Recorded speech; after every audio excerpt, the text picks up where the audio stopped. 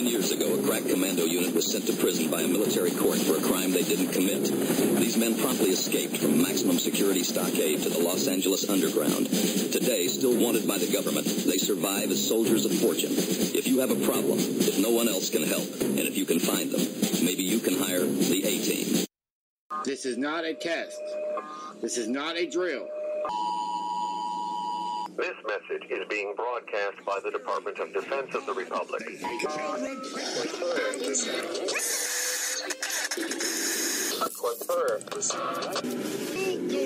will go to hell before I sit here and I watch this country and the world turned over to these savages. I'm done, I'm pissed, and I'm not putting up with it anymore. They're crazy. It's like everything everywhere is going crazy, so we don't go out anymore. We sit in the house, and slowly the world we're living in is getting smaller, and all we say is, please, at least leave us alone in our living rooms. Let me have my toaster and my TV and my steel-belted radios, and I won't say anything. Just leave us alone. Well, I'm not going to leave you alone. I want you to get mad. I don't want you to protest. I don't want you to riot. I don't want you to write to your congressman because I wouldn't know what to tell you to write. I don't know what to do about the depression and the inflation and the Russians and the crime in the street. All I know is that first, you've got to get mad. You've got to say, I'm a human being. God damn it. My life has value. I want you to get up right now. Sit up, go to your windows, open them, and stick your head out and yell, I'm as mad as hell, and I'm not going to take this anymore. I'm as mad as hell, and I'm not going to take this anymore. I'm as mad as hell, and I'm not going to take this anymore.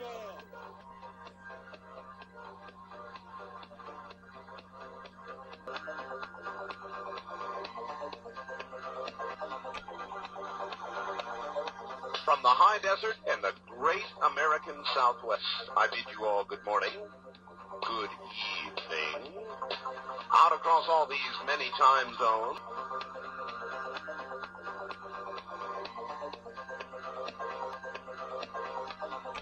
Good morning, good evening, good afternoon, wherever you may be. It's time for another conspiracy theory type show. I got an interesting news article that came through Twitter earlier, and I wanted to say something about. This is pretty wild. If you're ready for a ride, here's a ride for you.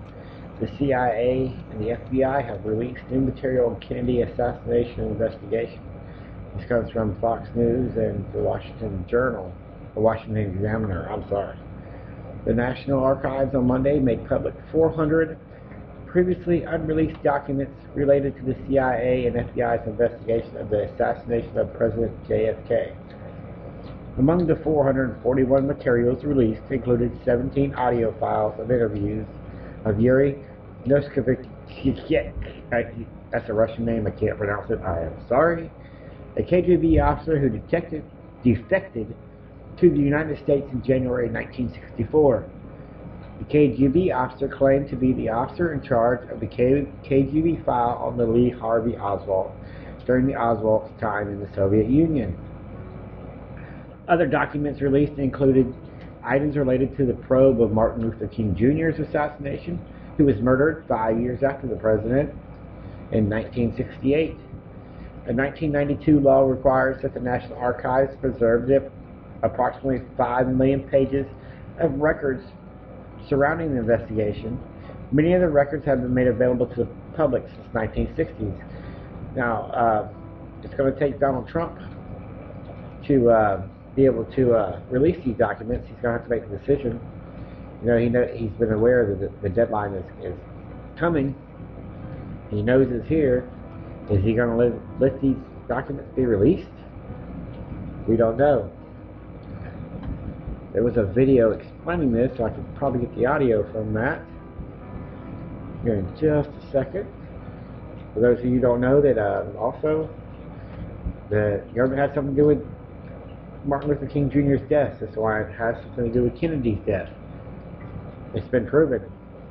Decision that has some real repercussions on whether to block the release of more than 3,000 secret government files related to the assassination of President John F. Kennedy in 1963.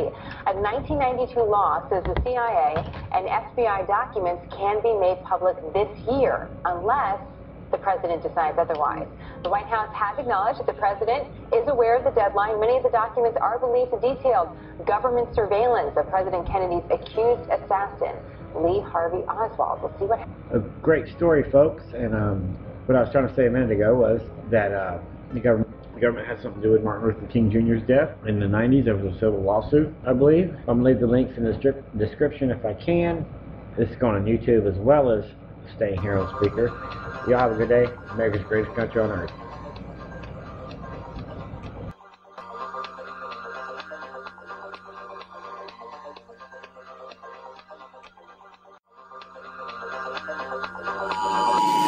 This message is being broadcast by the Department of Defense of the Republic.